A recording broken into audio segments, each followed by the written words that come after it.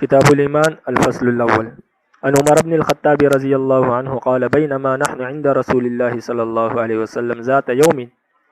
عمر بن خطاب رضی اللہ تعالی عنہ سے روایت ہے، فرماتے ہیں کہ ہم آپ صلی اللہ علیہ وسلم کے پاس بیٹھے ہوئے تھے کہ اس حال میں ایک شخص اچانک نمودار ہوا. اطلع علینا رجل، اچانک ہم پر ایک شخص نمودار ہوا. شدید بیاض الثیاب، جس کے کپڑے انتہائی سفید تھے. شدید سوداء الشعر، اور انتہائی سیاہ بال تھے. لا یرا علیہ اثر السفر، یعنی وہ کہیں سے سفر کر کے نہیں آئے تھے. ولا یعرفہ منا احد، اور ہم میں سے کوئی اس کو جانتا بھی نہ تھا. یعنی ایسا بھی نہیں تھا کہ وہ یہاں پر کسی کے مہمان ہو، سفر کر کے یہاں کسی کے گھر میں ٹھہرے ہو اور آج صبح نمودار ہو کر ہمارے پاس آ گئے. یعنی وہ نہ ان کو کوئی جانتا تھا، نہ کسی کے مہمان تھے، اور نہ ان پر سفر کے آثار تھے. یہاں کے تھے بھی نہیں اور سفر کے آثار بھی نہیں تھے کہ یوں معلوم ہو کہ کئی بار سے آئے ہیں.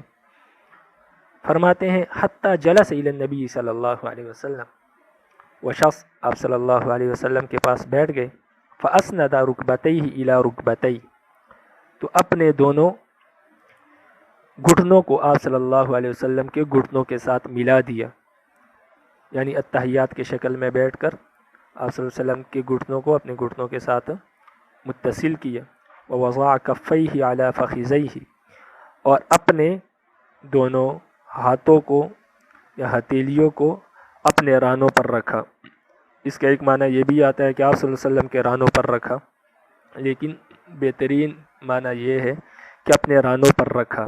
یعنی جس طرح ایک انتہائی مؤدب اور باادب شاگرد اپنی استاذ کے سامنے ادب کے ساتھ بیٹھتا ہے، اسی طرح وہ آپ صلی اللہ علیہ وسلم کے سامنے ادب کے ساتھ بیٹھ گئے اور انتہائی ادب کی وجہ سے اپنے دونوں ہاتھ اپنے رانوں پر رکھے. وقال، اور فرمایا یا محمد صلی اللہ علیہ وسلم، اے محمد اخبرنی عن الاسلام، مجھے اسلام کے بارے میں بتائیے.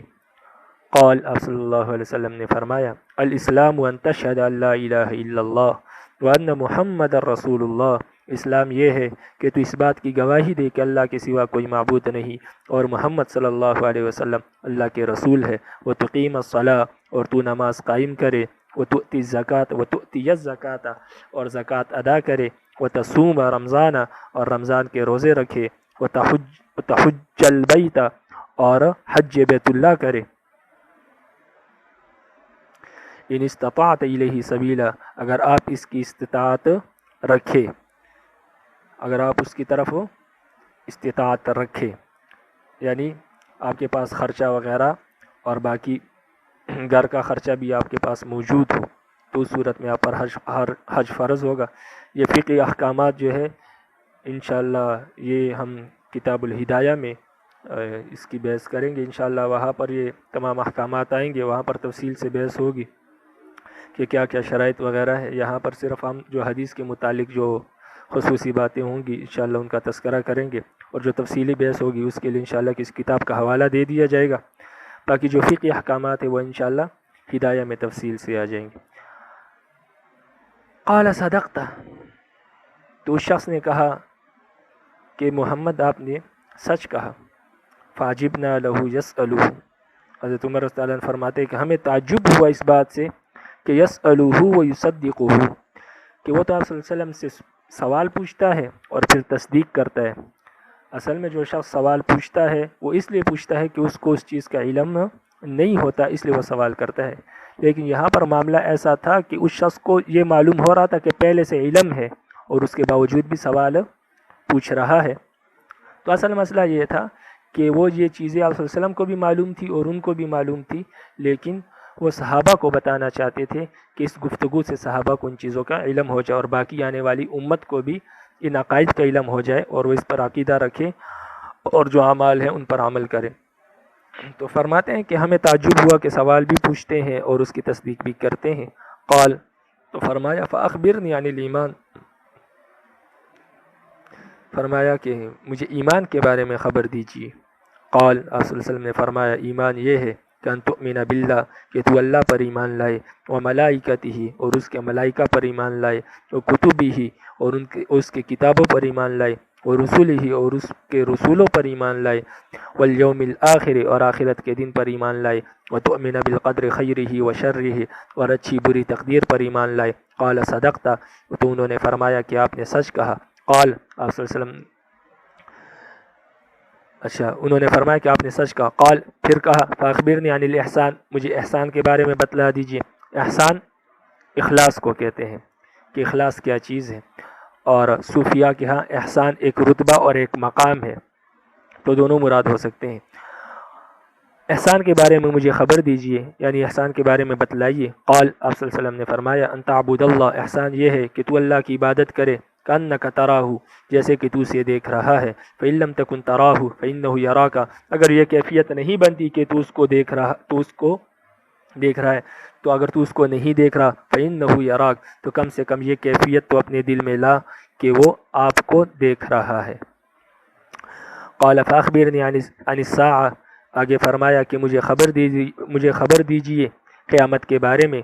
قال آپ صلی اللہ علیہ وسلم نے فرمایا مل مسئول عنہا بعالم من السائل یہاں پر جس سے سوال پوچھا جا رہا ہے وہ سوال پوچھنے والے سے زیادہ نہیں جانتا، یعنی میں آپ سے زیادہ اس کے بارے میں نہیں جانتا، جتنا آپ کو معلوم ہے اتنا مجھے بھی معلوم ہے قیامت کے بارے میں، باقی نہ مجھے معلوم ہے کہ قیامت کب قائم ہوگی اور نہ آپ کو معلوم ہے کہ قیامت کب قائم ہوگی، کیونکہ اس کا علم صرف رب العالمین کو ہے۔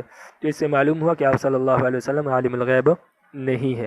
قال تو انہوں نے کہا فاخبرنی عن اماراتها کہ مجھے قیامت کے علامات کے بارے میں بتائیے۔ قال آپ صلی اللہ علیہ وسلم نے فرمایا ان تلد الامۃ ربتها قیامت کی نشانی یہ ہے کہ ماں یا لونڈی اپنے آقا کو جنے۔ اس کا ایک معنی تو یہ ہو سکتا ہے کہ قرب قیامت جہاد کے زیادہ ہونے کی وجہ سے لونڈیاں اتنی ہو جائیں گی کہ پھر ایسا ہوگا کہ ان کے جب بچے جنیں گے تو لازمی بات ہے ان کے جو والد ہوں گے وہ جہاد میں فوت ہو جائیں گے، اور یہ بچہ جو ہے آگے چل کر، کیونکہ لونڈی جو ہوتی ہے وہ بھی مال ہوتا ہے تو یہ مال اس کی وراثت میں آ جائے گا، تو گویا کہ لونڈی اپنے آقا کو جن رہی ہے، آگے جال کے یہ اس کا آقا بنے گا۔ ایک معنی یہ ہے۔ دوسرا معنی یہ ہے کہ قرب قیامت ایسا ہوگا جیسا کہ لونڈی اپنے آقا کو جنتی ہے۔ آقا کو جننے کا معنی یہ ہے کہ والدہ جو ہوگی، یعنی انسان کے والدین جو ہوں گے، ان کے بچے ان پر ایسے حکم چلائیں گے گویا کہ یہ ان کے آقا ہو اور یہ والدین ان کے کیا ہو، غلام ہو، یعنی والدین کی نافرمانی بہت زیادہ ہو جائے گی، تو گویا ایسے معلوم ہوگا جیسے کہ لونڈی اپنے آقا کو جنتی ہے، گویا کہ یہ بچے ان کے آقا ہے، ان کے مالک ہے، اور یہ والدین ان کے غلام ہے۔ ایک معنی یہ ہے۔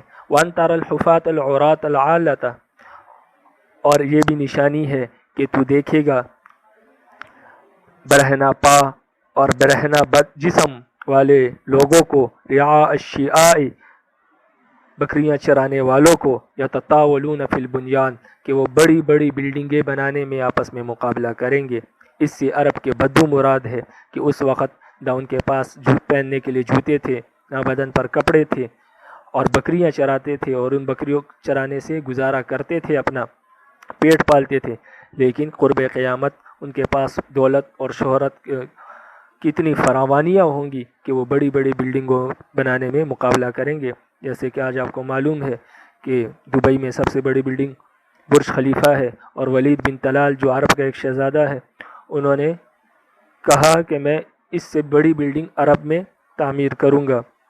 تو یہ مقابلہ پچھلے کئی سالوں سے جاری ہے کہ ایک دوسرے سے بڑی بلڈنگیں اور بڑی عمارات تعمیر کرنے میں عرب کے شہزادے ایک دوسرے کے بند مقابل کھڑے ہیں، تو یہ بھی قیامت کی ایک نشانی ہے۔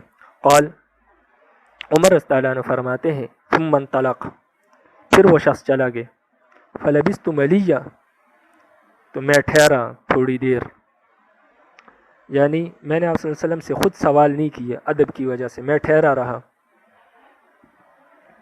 یہ سوال نہیں پوچھا کہ یہ شخص کون تھا۔ ثم قال لی یا عمر پھر آپ صلی اللہ علیہ وسلم نے مجھے کہا اے عمر اتدری من السائل، کیا تو جانتا ہے کہ یہ سوال کرنے والا کون تھا؟ قلت اللہ و رسولہ عالم، میں نے کہا اللہ اور اس کا رسول بہتر جانتا ہے۔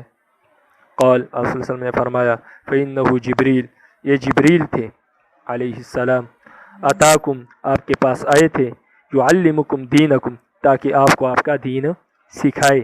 اس وجہ سے اس حدیث کو حدیث جبریل بھی کہتے ہیں کہ یہ آنے والے جبریل تھے جو آپ صلی اللہ علیہ وسلم سے سوال کر رہے تھے اور آپ سے انٹرویو لے رہے تھے، اس لیے اس حدیث کو حدیث جبریل کہتے ہیں کہ آپ کے پاس جبریل آئے تھے، آپ کو آپ کا دین سکھا رہے تھے۔ یہاں تک امام بخاری کی روایت ہے،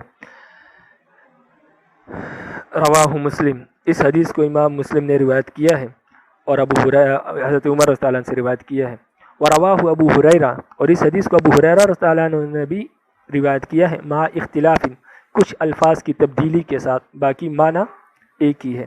وفیہ، لیکن اس میں یہ بات ہے، اذا رأیت الحفاة العراة الصم البکم ملوک الارض، جب تو دیکھے برہنہ پا اور برہنہ بدن اور گنگے بہرے لوگوں کو کہ ملوک الارض، کہ وہ زمین کے بادشاہ اور مالک بن جائے، اس سے بھی عرب کے وہ بدو مراد ہے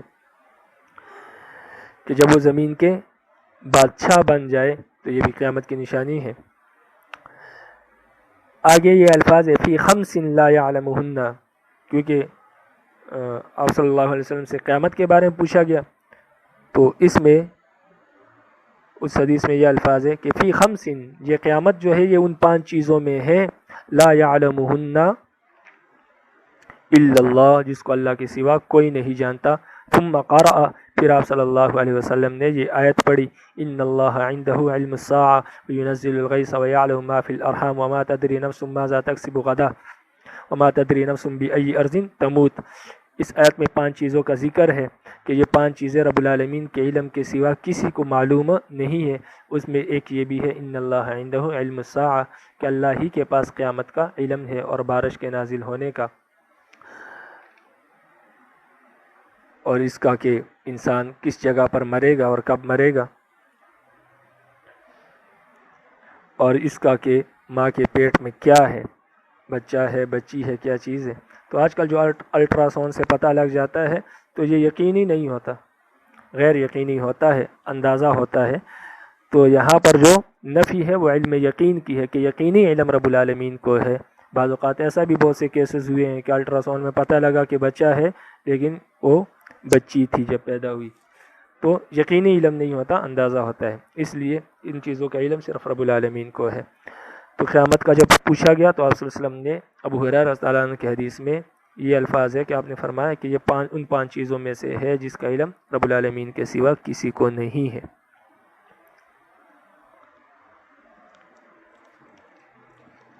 اور الصم البکم سے مراد یہ ہے کہ وہ لوگ ایسے ہوں گے کہ جو بین الاقوامی زبان ہے نہ وہ بول سکیں گے اور نہ اس کو سمجھ سکیں گے، یہ مراد ہے، ایسا نہیں کہ واقعی میں وہ گونگے بہرے ہوں گے۔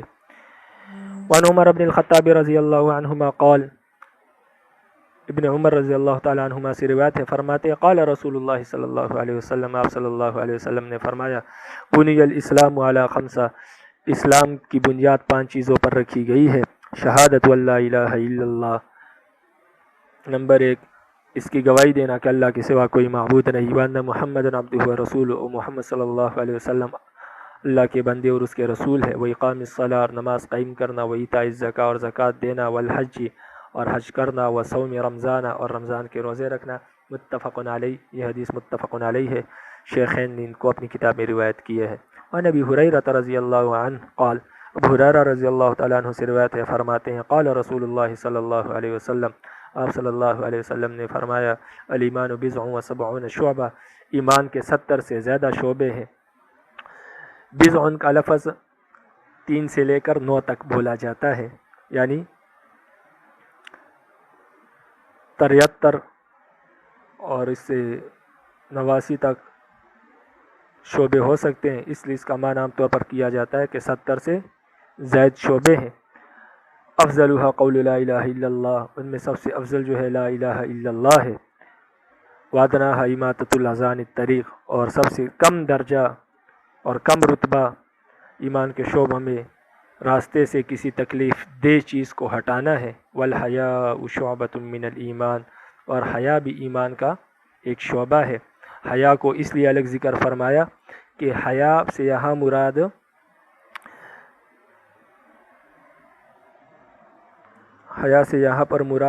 حیا ایمانی ہے، عام حیا اور عام غیرت مراد نہیں، اور حیا ایمانی اس کو کہتے ہیں جو ایمان کو برے کام اور برائیوں سے کیا کرے، اللہ کی نافرمانیوں سے روکے، اس حیثیت سے کہ اس کے دل میں یہ حیا اور یہ شرم موجود ہو کہ جو رب مجھے کھلا رہا پلا رہا ہے، جس نے مجھے پیدا کیا، جو میرا معبود ہے، میں اس کی نافرمانی کیسے کر سکتا ہوں، اور کل قیامت کے دن اس کے سامنے کھڑے ہو کر کس طرح اپنے ان اعمال کا جواب دوں گا۔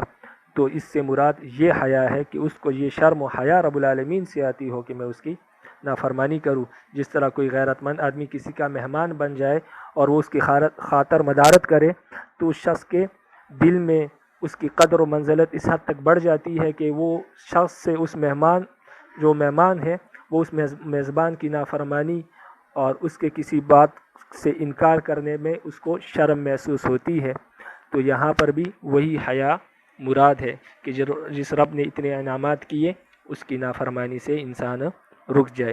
اور حیا کو اس لیے الگ ذکر کیا کہ حیا ایسا شعبہ ہے، کیونکہ اس حدیث میں اول سب سے اعلیٰ اور سب سے ادنا کو ذکر کیا، باقی بیچ کے تمام شعبے اس کے اندر آگے، لیکن حیا کو اس لیے ذکر کیا الگ طور پر کہ حیا ایک ایسا شعبہ ہے، حیا ایمانی، کہ جس شخص میں یہ موجود ہوگا تو یہ حیا اس کو باقی تمام اعمال پر آمادہ کرنے اور ایمان کے تمام شعبوں پر عمل کرنے اور عمل پیرا ہونے کی کیا کرے گا، دعوت دے گا۔ اس لیے یہ بہت ضروری ہے۔ اس لیے آپ صلی اللہ علیہ وسلم نے ایک دوسری حدیث میں فرمایا اذا فاتک الحیا فافعل ما شئت، مسلمان میں جب حیا ختم ہو جائے، یا بندے میں جب حیا ختم ہو جائے، فافعل ما شئت، تو پھر جو چاہے مرضی کرتا پھرے، اس لیے کہ حیا بنیاد ہے، اور جب بنیاد ختم ہوگی تو عمارت پوری کی پوری گر گئی، پھر اس عمارت کا کوئی فائدہ نہیں۔